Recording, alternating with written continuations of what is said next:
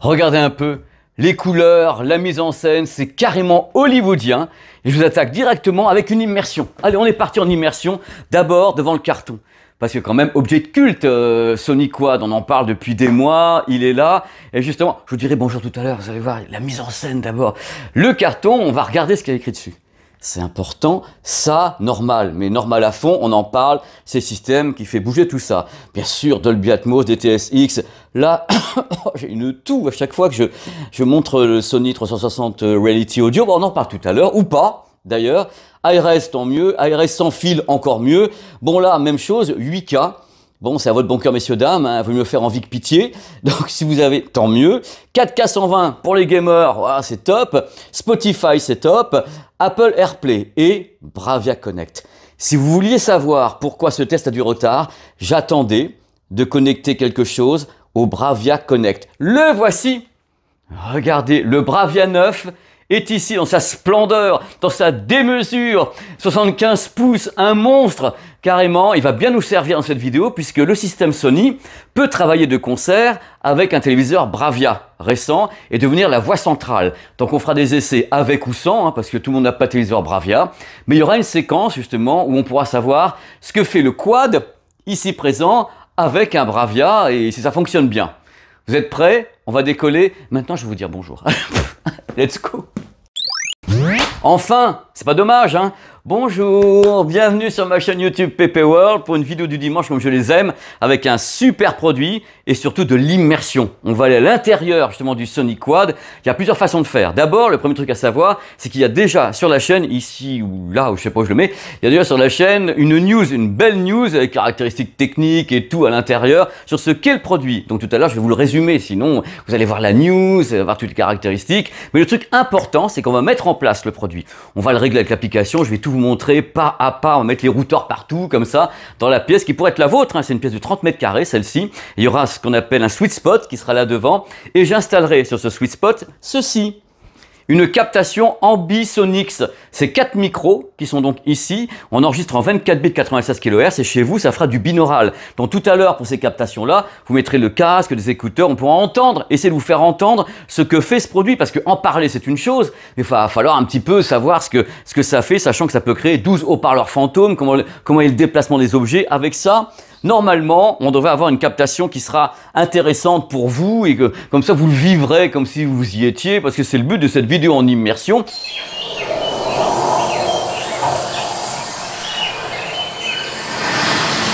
Et bien sûr, après la captation, après mon avis sur la qualité audio et les effets, on fera les plus et les moins et en comparatif avec l'ancien modèle, si je puis dire, le HT-A9, qui a eu beaucoup de succès. Il est resté en rupture pendant des mois et des mois. La vidéo s'est vraiment très bien vue. Merci beaucoup pour les audiences. C'était merveilleux, mais est-ce que là, c'est juste une sorte de repackaging ou est-ce qu'ils ont réellement fait quelque chose de différent? Parce que au bout de 3 ans, et on peut très bien se dire que Sony a changé la référence, mis les haut-parleurs un peu comme ça, mais c'est à peu près la même chose. Oui ou non? Je vous le dirai, préparez, oh je vous l'ai pas dit. Allez c'est parti, on ouvre le carton, on les installe, je vous explique tout en immersion. Il n'y a que ça de vrai. Allez let's go. Et lui derrière, le Bravia 9, c'est un prochain test. Hein. Regardez le monstre. De toute façon c'est le début de gamme. C'est le plus petit celui-là, 75 pouces. Bonne chance. Ça c'est du carton. Hein. Si jamais la folie financière vous prenait de vous dire tiens, je vais acheter le Sony Quad parce que en effet ça a l'air d'être super cool, vous allez tomber sur ça. Merveilleuse boîte à la James Bond avec à l'intérieur 4 enceintes avec le bloc qui est donc le cerveau et tout plein de choses. Pour débuter, ce ne sont plus des cylindres. Ça ressemble à des gros routeurs, vous les avez ici. La dimension c'est 289 sur 275 avec 55 mm d'épaisseur. Alors le truc important, contrairement à ce qu'on vous met ici, là, Sony qui vous fait croire qu'il n'y a pas de fil, mais bien sûr qu'il y a des fils, bien sûr. Par contre, il y a une liaison sans fil entre les enceintes et le boîtier. Bien sûr qu'il faut les alimenter, il faut prévoir 4 prises électriques plus celle du routeur, mais en effet, entre les enceintes et entre le routeur, il n'y a aucune liaison filaire. Maintenant, je vais me faire un plaisir de vous expliquer un peu le concept. Pourquoi c'est foutu comme ça et c'est pas une barre de son et c'est pas des enceintes comme il y en a 5.1, 7.1 et des trucs comme ça. C'est assez particulier. Ça qui me fait kiffer dans le concept, c'est qu'ils ont un peu marché sur la Lune. Donc on y va, on va marcher ensemble sur la Lune. Let's go. Bon, c'est beau quand même. Enfin non. En vue aérienne avec Travelling, vous avez le contenu de la boîte avec les 4 enceintes, donc format gros routeur, avec le cerveau, donc le boîtier dont on parlera tout à l'heure, l'alimentation électrique. Je vais l'installer à la place des enceintes ici pour commencer à créer ma bulle sonore. On va faire ça ensemble, ça va être super cool. Allez, let's go. Enjoy! Ça y est, ça prend forme quand même à côté du petit minuscule Bravia 9. Alors j'ai positionné les frontales sur un socle à côté du spaghetti de câble ici. Mais vous avez d'autres options, Si vous le souhaitez, vous avez des petits crochets vendus avec le produit pour les positionner ici en frontal ou bien à l'arrière, même chose, les positionner comme vous voulez. Je pense qu'une des clés du système, c'est malgré tout d'essayer de garder une symétrie, c'est-à-dire pas une en bas et une en haut. On en parle dans quelques instants, mais globalement, le système est plutôt malin. On y vient justement. Bon là, j'ai pas le choix que de vous faire le grand angle pour voyez un petit peu comment j'ai positionné les enceintes. Alors le secret de la sauce avec ce produit est tout simple. Ce n'est pas du tout conventionnel. C'est-à-dire que normalement vous avez peut-être une barre de son qui est ici avec soit rien derrière, soit deux enceintes derrière. Soit vous avez un système 5 points enceinte, 7 points enceinte ou des trucs comme ça. Là, ça n'a rien à voir. Le système va créer des enceintes fantômes. Au-dessus de votre tête, partout une bulle avec des objets sonores. C'est-à-dire que l'idée de base de ce que Sony appelle le 360 mapping audio, c'est en effet de créer une bulle avec des objets sonores. C'est-à-dire qu'on n'est plus en train de parler de nombre de canaux. C'est-à-dire qu'il n'y a pas une enceinte centrale avec une enceinte qui fait du surround. Non, on va recréer tout ça à partir des 4 enceintes qui sont ici. C'est là la magie de l'affaire. Donc j'ai positionné de telle sorte que mon sweet spot soit ici. C'est-à-dire tout à l'heure, je mettrai le micro d'analyse ici, avec enceinte ici, enceinte ici, enceinte ici, enceinte ici. Mais le truc important concernant ce système, c'est que les 4 satellites sont capables de se causer, de se parler, c'est-à-dire mais je suis où là? Oh, il y a du plafond là-haut, il y a au moins 4,10 m, 4,20 m, et oui en effet, c'est un plafond qui est très haut. Donc elles vont se parler entre elles et se localiser. C'est-à-dire que si vous n'avez pas le choix, vous pouvez mettre cette enceinte en hauteur et l'autre plus basse. Par exemple, même chose à l'arrière. Là, je les ai placées ici, mais en fin de compte, elles peuvent être plus haut, pas plus bas, hein, plus haut, et elles vont s'équilibrer d'une à l'autre parce qu'elles vont se parler, dire voilà, si toi t'es là, faut que je fasse tel retard, tel truc, faut que j'arrange, pour n'importe comment créer les 12 haut-parleurs fantômes, parce que c'est le postulat de base de Sony, c'est de créer avec ce type de système, non pas un 5.1, un 7.1, non, ça n'a rien à voir. C'est là où on a du génie, c'est-à-dire qu'on se retrouve, parce qu'on est au cinéma, avec des multiples enceintes créées à partir de 4 enceintes. C'est ça qui est important, parce que quand vous êtes dans une salle de cinéma Dolby, entre autres, Dolby Cinéma, vous avez plusieurs haut-parleurs au plafond, pas un seul, pas 5.7, puisqu'en effet, ce sont des objets sonores qu'on vous balance et non pas des canaux. C'est pas 5.1, 7.1, 9.1.2, non. Là, on va créer un espace dans lequel, en effet, les sons vont virevolter pour créer, entre autres, déjà une enceinte centrale, parce qu'elle n'existe pas. Regardez, ici, moi j'ai là, mais j'ai rien ici. Donc il va falloir recréer la voie centrale sans utiliser le téléviseur, on verra ça après, parce que le télé Bravia peut justement devenir enceinte centrale. Et créer la même chose derrière avec soit un surround un peu plus plat, soit un truc avec une bulle. C'est magique. L'idée de base de ce système est absolument magique, mais ça n'a rien de révolutionnaire par rapport au HTA9 qui faisait exactement la même chose. On va aller maintenant dans l'architecture des produits pour savoir ce qu'ils ont mis à l'intérieur, mais à la base, le postulat de départ est le même entre le HTA9 et le Sony Quad. C'est en effet créer des haut-parleurs virtuels, des objets sonores au-dessus de vous, à côté de vous, au centre, alors que les enceintes sont placées entre guillemets un peu n'importe où. Enfin, faites pas n'importe quoi, parce qu'autrement, vous allez avoir ce qu'on appelle le sweet spot va être décalé. Malgré tout, il y a un endroit de sweet spot. Parce que Sony peut dire ce qu'il veut en disant « Oui, tu mets n'importe comment, machin, tu auras le son. » Il y a quand même une idée de se retrouver dans un endroit où on a, voilà, on peut arriver à être correctement localisé. Et je pense que là, en effet, c'est pour ça que j'ai mis là, là, là et là.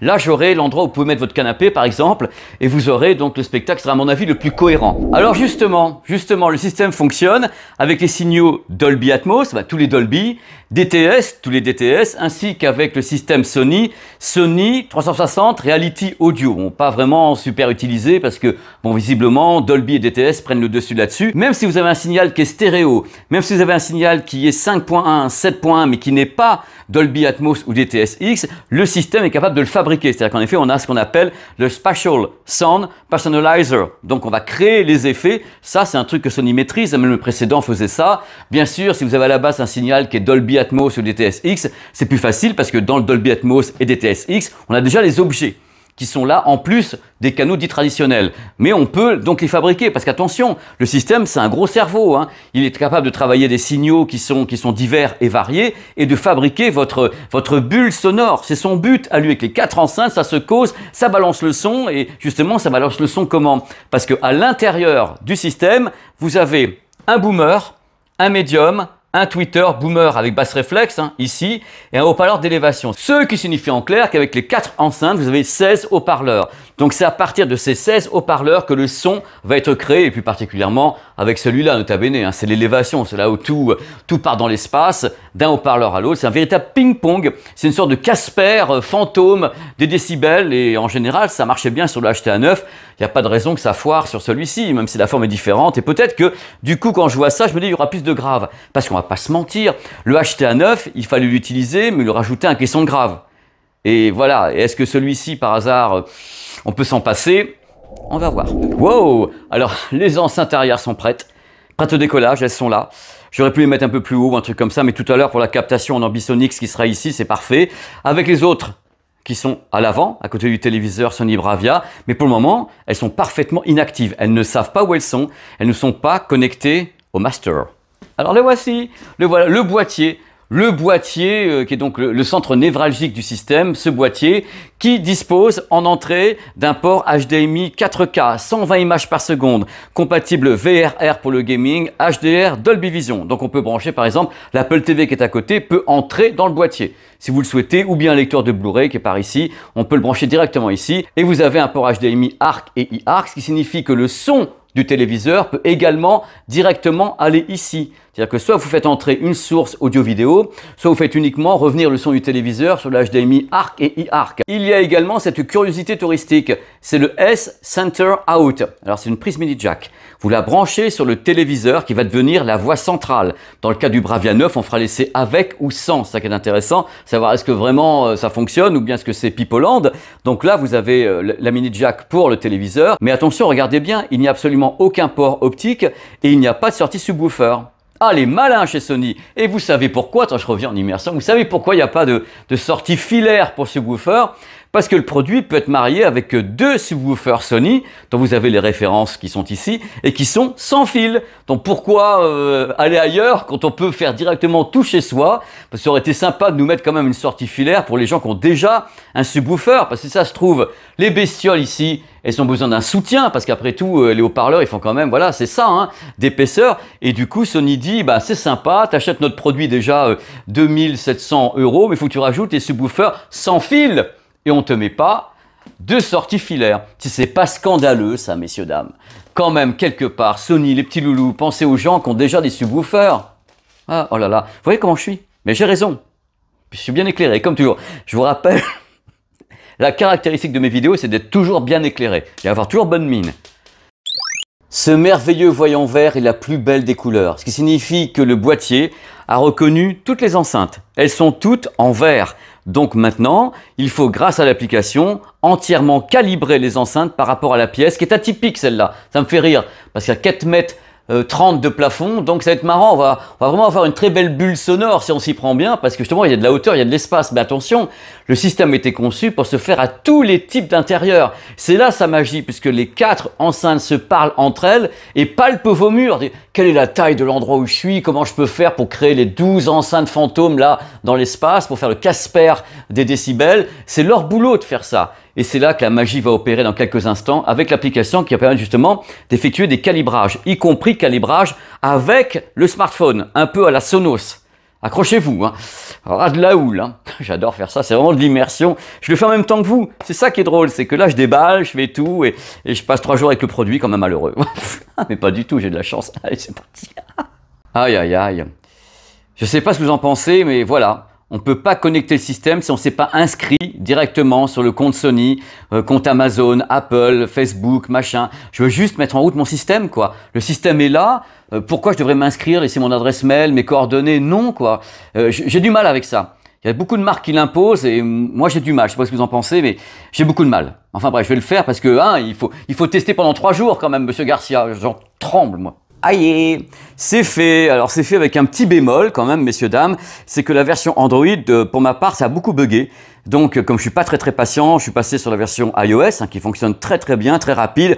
Bien sûr, Android, ça se trouve dans 2 jours, vous avez une mise à jour pour une meilleure stabilité, mais moi, je suis pas très patient comme gars. Donc, l'application, je vous conseille carrément de la mettre en route avant même d'ouvrir le carton parce qu'elle assure notamment une installation, un calibrage, c'est parfait. Vous voyez actuellement les captures images à l'écran avec la prise en main de A à Z depuis le déballage, le branchement, on vous dit ce qu'il faut faire, pas faire, surtout faire en sorte que les 2 haut-parleurs ici soient pas face à face, il ne faut pas que les enceintes soient face à face, mais bien à côté, en parallèle, des tas de trucs comme ça, tout est indiqué dans l'application. Après, bien sûr, arrive le positionnement, c'est-à-dire que les enceintes vont commencer à se parler entre elles, comme vous l'avez vu tout à l'heure. Une fois que tout est branché, les enceintes ont le bouton vert allumé et l'application peut entrer en piste.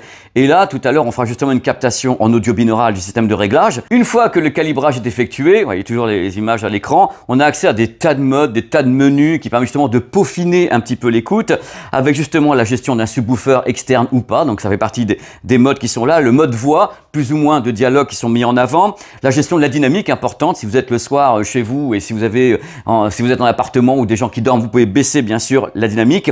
On peut régler de façon très précise le DOM sonore, donc la création des enceintes virtuelles dans l'espace de tous les côtés avec un mode automatique. Vous ne touchez à rien, il sait si c'est Dolby Atmos, stéréo, machin, il va donc gérer tout ça. Ou bien des modes particuliers pour le Dolby ou le DTS, c'est soit automatique, soit manuel. Donc vous y allez, vous faites ce que vous voulez de ce côté-là. On a les niveaux arrière. Attention, il n'y a pas d'égaliseur graphique sur l'application, donc il n'y a pas d'égaliseur avec grave, médium, aigu. Non, mais pas du tout. Il y a uniquement une fonction qui optimise le grave, c'est-à-dire qui en rajoute, donc maximum, milieu ou pas beaucoup. Je vous garantis qu'on a envie que ça soit max.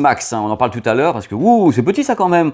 On écoutera ce qui se passe. Et on peut bien sûr gérer les entrées, donc la HDMI ARC avec le téléviseur ou bien une entrée directement sur le produit sans passer par ce qui vient du téléviseur ou également un signal Bluetooth qui peut être en SBC AAC ou LDAC qui viendrait d'un smartphone. Pas celui-là parce que c'est iOS, ils ne font pas le LDAC, donc un modèle Android si vous voulez aller plus loin que ce que fait iOS. Globalement, l'application est vraiment très bonne pour l'installation et le calibrage. Donc on a vraiment le choix des armes, on peut aller de tous les côtés, automatique ou manuel, tout régler. Mais une fois que c'est en route, c'est quand même un petit peu succinct, puisque justement il n'y a pas d'égaliseur graphique, choses comme ça, mais on a accès aux fonctions dites basiques. Tout est là, le relais est ici, il y a un petit écran qui affiche de loin un peu ce que c'est, mais c'est surtout l'application qui fait la différence. On peut régler le volume et tout à distance. C'est pas la peine d'utiliser la télécommande, qui est moche en plus. Un produit à 2700 €, la télécommande est plastique, moche et tout, c'est pas possible. Utilisez plutôt l'application pour gérer tout ça. Donc dans quelques instants, vous allez assister au calibrage. Je vais brancher donc un micro Ambisonix ici avec une captation en 24 bits 96 kHz et on va faire pas à pas le calibrage et après quelques essais d'ambiance, savoir comment ça se passe ici. Donc je vous demanderai tout à l'heure de mettre un petit casque stéréo, des écouteurs pour avoir un peu les résultats du produit. Juste après les essais tout à l'heure, je vous ferai un petit laïus comme ça sympa sur la qualité audio du produit parce qu'il y a les effets, c'est une chose, et la qualité audio pure du produit. Comment ça se passe avec une source stéréo, avec une source Dolby Atmos for Music, avec une source fabriquée justement avec le son spatial mais qui est stéréo à la base. Il y a tout ça qui va donc intervenir. Vous ne serez pas déçus du voyage. Pour le moment, on va attaquer la calibration. Donc je vous demande, si vous le souhaitez, de mettre un casque stéréo, des écouteurs. On va calibrer en captant le son. Je vous le montre tout de suite. Je vous le montrais tout à l'heure. On va capter le son avec un système Ambisonix avec 4 micros comme ça, en corolle, pour s'amuser un peu. Parce que c'est ça cette vidéo, c'est de l'immersion et on s'amuse. Allez, let's go, hein. Maintenant, on va passer à l'optimisation de la pièce. C'est parti, let's go. Les enceintes sont positionnées. Je m'assois au bon endroit où je serai normalement. C'est mon sweet spot pour cette vidéo.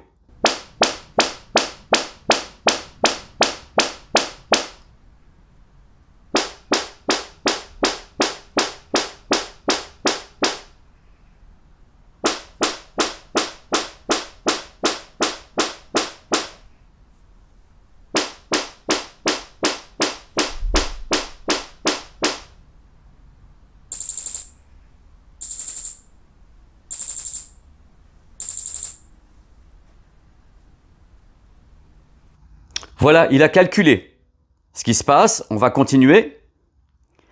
On va mesurer la caractéristique acoustique de la pièce. Donc, le micro du smartphone va être activé. Donc, je dois autoriser le micro pour Bravia Connect. Voilà. Le micro dans l'autre sens. C'est parti.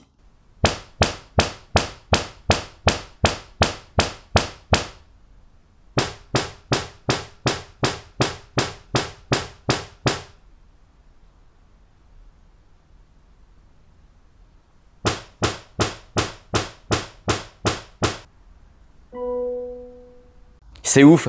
Oh, ça y est, il me dit que c'est OK, il est content, il me dit vous avez réussi, vous êtes formidable. Ça n'existait pas sur le HTA9 auparavant, c'est-à-dire que là on se sert d'un smartphone, celui-ci ou Android, avec le micro qui est ici, comme d'une sonde. C'est-à-dire qu'on le positionne comme ça, en effet ici ou ici pour avoir le son. C'est plutôt une façon intéressante de le faire qui fait bien sûr penser à ce que fait Sonos. Alors du coup je vais vous envoyer directement maintenant, parce qu'on y est, une démo sonore. Donc c'est la première démo qu'on va entendre avec la captation. Accrochez-vous, accrochez-vous.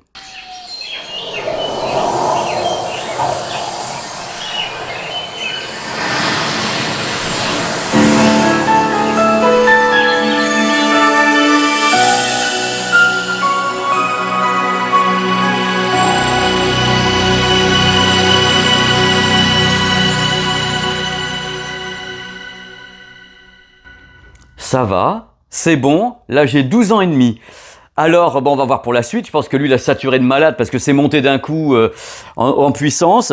Bah, c'est très impressionnant. Dès que ça a commencé, il y avait une bulle et j'ai directement senti la hauteur. Ça a été immédiat. Et par contre, ma bulle, elle a vraiment fait ça. C'est-à-dire, ce qui est intéressant, je vais vous montrer. La bulle, c'est comme si elle s'arrêtait un petit peu ici, quoi. C'est-à-dire, je ne l'ai pas vu partir super loin. C'est vraiment encadré entre mes enceintes. C'est-à-dire que vraiment, on s'est trouvé en ambisonique. C'est-à-dire que là, on était prisonnier de la bulle. Elle s'est vraiment créée entre les 4 enceintes. On l'a largement bien entendu. Ça, c'est super impressionnant. Parce que ça fait qu'il y a un son qui ne part pas de tous les côtés. On est entièrement encapsulé dans la dimension. Et c'est un truc qu'on ne parvient pas forcément à faire avec la barre de son et enceinte surround, parce que ça ne fonctionne pas de la même façon, puisque la barre de son avec enceinte surround, les enceintes surround ne parlent pas forcément à la barre de son de la même façon, tandis que là, elles ont été conçues pour se parler entre elles.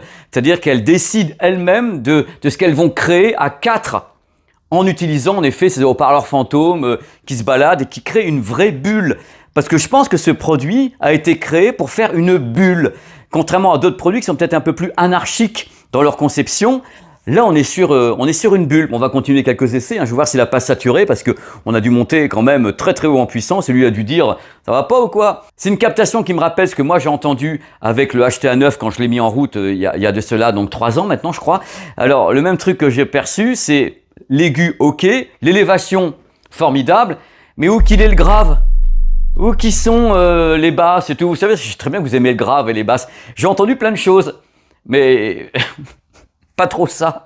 Le mec. Bon allez, on va passer à la suite. On va voir si ça se vérifie. J'adore faire ça. Vous êtes bien en immersion dans votre bulle? Moi aussi. Donc c'est parti, on va faire quelques petits essais comme ça de captation Ambisonics avec du Dolby Atmos, avec des images de démo. Vous allez voir, les sons sont assez impressionnants et voilà, je vous laisse déguster avec votre casque ou vos écouteurs. Accrochez-vous.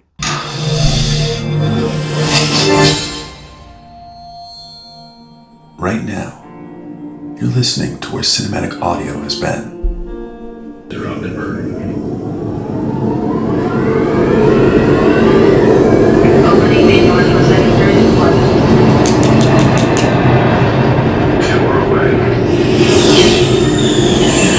What if sound could be? With Dolby Atmos, audio can precisely move in any direction within this theater. Whether the sound sweeps from the back to all the way in front, arcs overhead, or moves anywhere in between. Today, you will feel every dimension. How does that sound?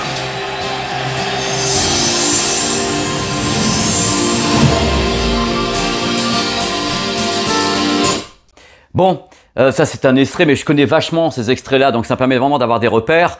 Alors le truc, comme je le disais tout à l'heure, c'est qu'on a une sacrée présence, on a des dialogues qui sont centrés, alors qu'il n'y a pas d'enceinte centrale, il n'y a aucune enceinte centrale. C'est le but de la manœuvre, il n'y a rien ici, mais tout à l'heure je ferai la même démo en mettant le téléviseur Bravia, le Bravia 9, avec le mode enceinte centrale. C'est-à-dire que lui va récupérer les dialogues. Mais c'est optionnel. En fin de compte, c'est soit on peut pas, mais à la base, le système est vendu tout seul. C'est-à-dire que dans le système, il n'y a pas l'idée d'avoir obligatoirement le téléviseur qui fait enceinte centrale. Mais c'est possible. Avec le câble ici mini jack qu'on branche à l'arrière, il y a une entrée exprès pour ça. Et dans ce cas-là, le boîtier C, qui est un téléviseur qui est branché là, et il se parle, ah bah tiens, je vais faire l'enceinte centrale, comme ça il y aura des dialogues plus clairs encore ici, et les effets seront encore plus diffus dans la bulle sonore.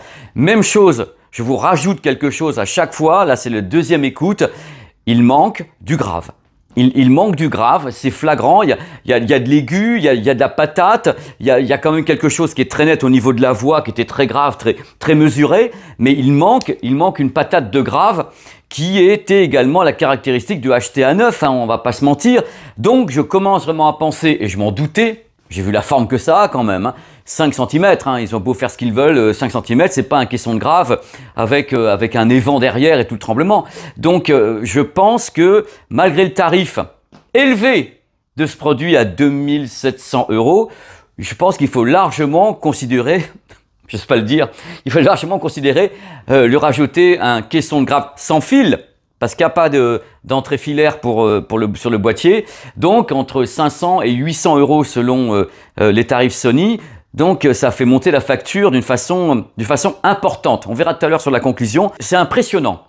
C'est impressionnant, on peut atteindre un bon niveau audio sans que ça soit assourdissant. Dans la conclusion, on va justement comparer ce que moi je ressens par rapport à ce que je ressens normalement avec une barre de son genre en Beomax ou bien des systèmes avec enceinte arrière comme ce que fait LG, ce que fait JBL, donc Harman, ainsi que Samsung, donc Harman, qui ont des systèmes très puissants avec grosse barre de son, avec 2 enceintes arrière, avec caisson de grave et tout ça pour la moitié du prix. On n'a pas un système classique, on a un concept disruptif qui n'existe que chez eux sous cette forme-là.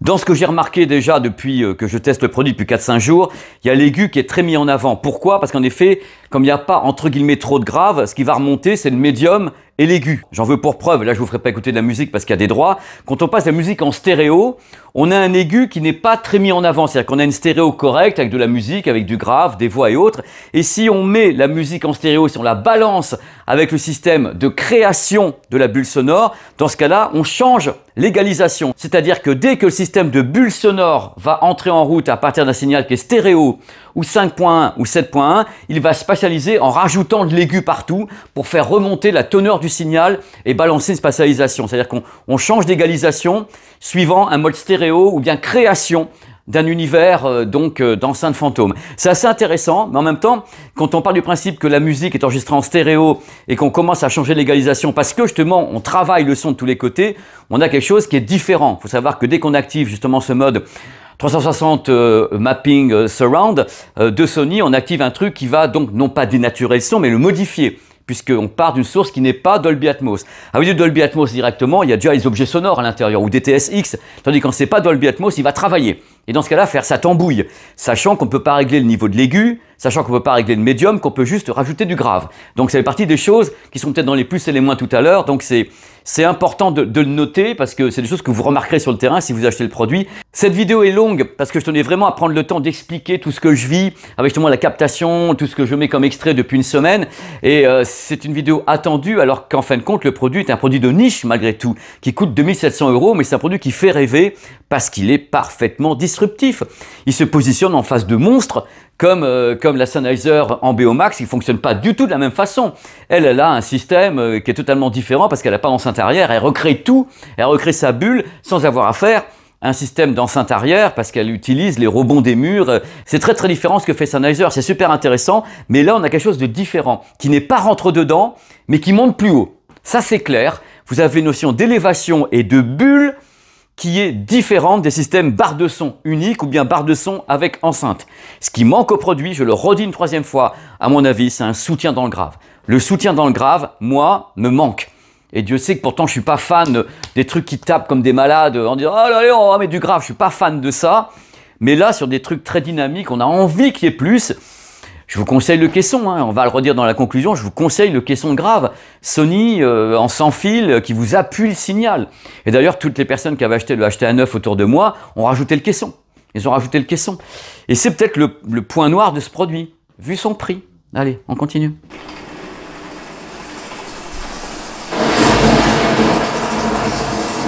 Voilà, là ça manque de grave.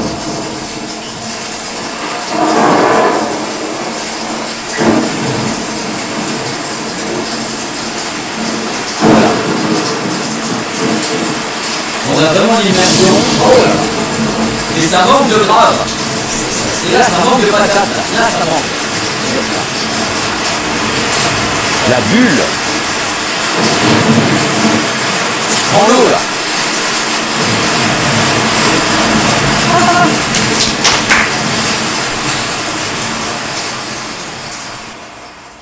La bulle est incroyable, la bulle sonore est incroyable, mais j'ai envie de plus sur des trucs pareils où il y a justement un son qui est très très fort. Donc on va mettre un hélicoptère qui décolle, c'est la même chose, on va avoir le son de l'hélicoptère, mais ça va manquer du bruit des rotors, du moteur. C'est tout le temps comme ça. Allez, let's go.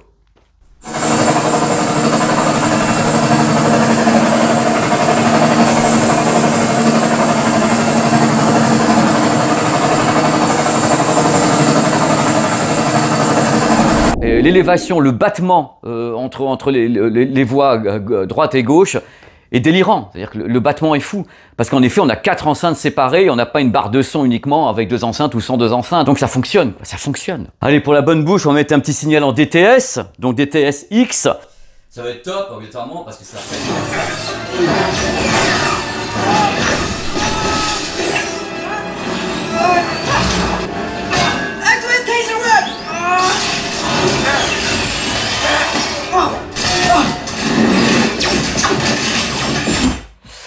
Bon, ce qui est ouf, en fin de compte, c'est de se retrouver avec des dialogues qui sont là, alors que les enceintes sont là. C'est-à-dire qu'en effet, le système fonctionne de façon de ouf, mais ça, c'était la même chose sur le HT-A9. Là, pour la bonne bouche, je vais utiliser le téléviseur en tant que voix centrale. C'est-à-dire que je vais demander au système de ne plus diffuser forcément les dialogues ici. Je vais dire au téléviseur, tu vas le faire.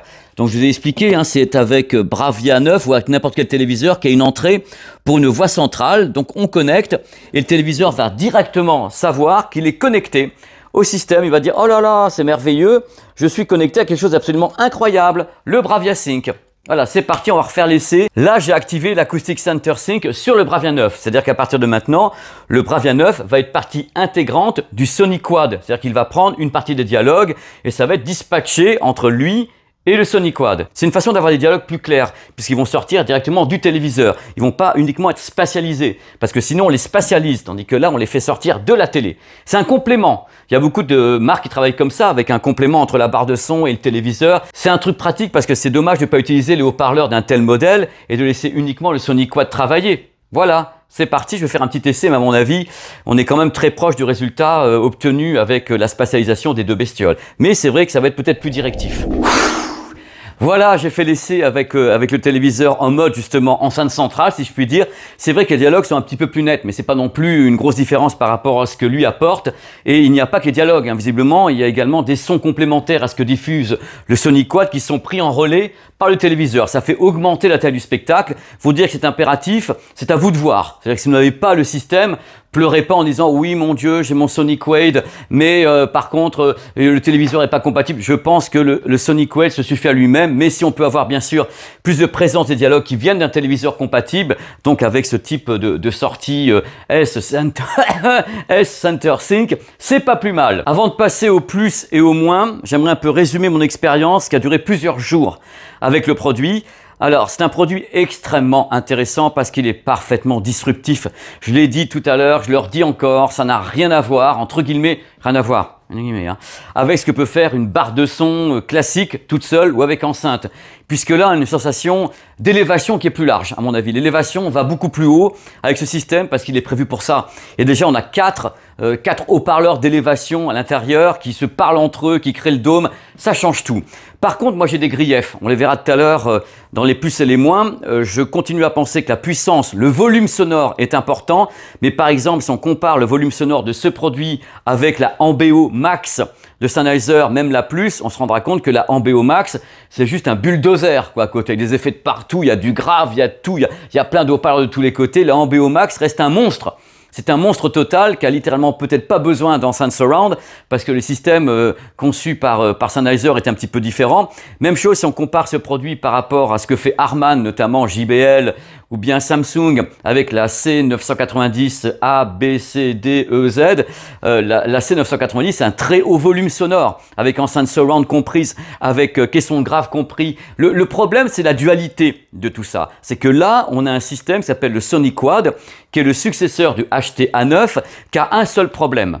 Enfin, qu'on a deux. Sa puissance globale, parce qu'il est plus dans le finaux que dans l'animation de discothèque. C'est-à-dire que si vous mettez de la musique dessus, vous dites « Oh, je vais foutre de la musique dessus en stéréo ». Si vous montez le volume en stéréo uniquement, si vous utilisez le mode stéréo sur le produit, vous n'allez pas aller bien loin. Hein. Vous allez avoir un peu de grave, vous allez monter un petit peu en volume, mais ça va à un moment donné, on sent qu'il n'est pas fait pour ça.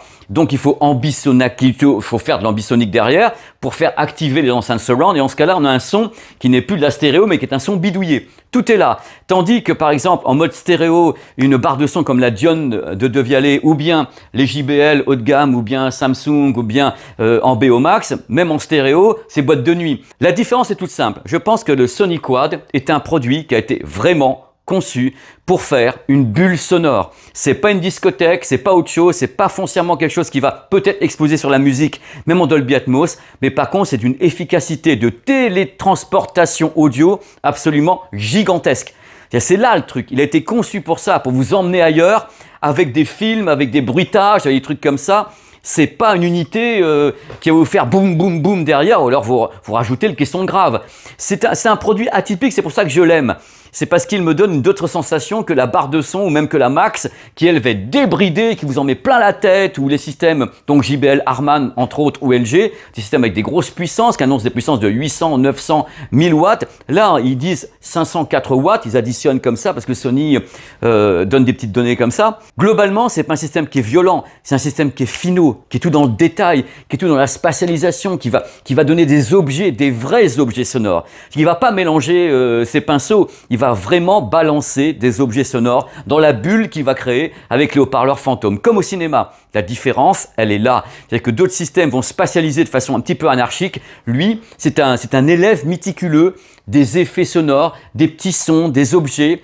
Mais c'est pas un foudre de guerre. Ce qui m'a manqué, c'est que, en fin de compte, comme il n'y a pas assez de grave, on a beaucoup d'aigus et ça devient un peu agressif quelquefois quand on monte le volume parce que justement, c'est pas soutenu. C'est pas foncièrement qu'il n'y a pas beaucoup de grave. C'est qu'on est habitué avec ce type de système à avoir un caisson de grave en soutien. Ce système devrait être vendu directement avec un caisson de grave sans fil Sony.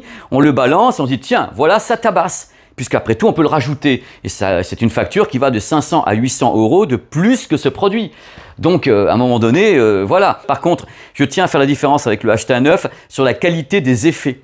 J'ai trouvé de façon, on va pas dire nette, j'ai pas envie que vous vous suicidiez 3 ans après l'avoir acheté. J'ai senti que les effets étaient plus fouillés. La spatialisation est mieux faite, la bulle est mieux définie. C'est un système atypique de création d'objets sonores. Et dans ce sens, il est difficilement égalable par d'autres systèmes au niveau de sa précision. Je le dis franchement, mais il a d'autres défauts. On va voir ça en résumé dans les plus et les moins. Qu'est-ce que je parle? C'est ouf, mais c'est la passion. J'ai vraiment envie de tout donner. J'ai envie d'essayer de faire au mieux. Et c'est des produits que j'aime. Et je l'ai vécu. Et je voulais vous le donner, même si je parle beaucoup. Voilà, maintenant, on va passer au plus et au moins qui résume un peu le test. Les plus. Un concept disruptif, c'est pas une barre de son, c'est pas un système 5.1, enceinte 7.1, c'est disruptif et c'est ça qui est intéressant à la base. Une mise en place totalement facilitée par l'application. Il n'y a pas de problème, vous prenez par la main de A à Z. Comment les placer, les connecter, les positionner, les régler, tout est fait par l'application, c'est assez fou de ce côté-là. L'application est très bien faite pour la mise en place et les réglages de base. La calibration est extrêmement efficace. Des effets 3D de création d'objets sonores assez uniques. Vraiment, on pourrait toucher les sons dans l'espace et on délimite bien la bulle sonore entre les enceintes.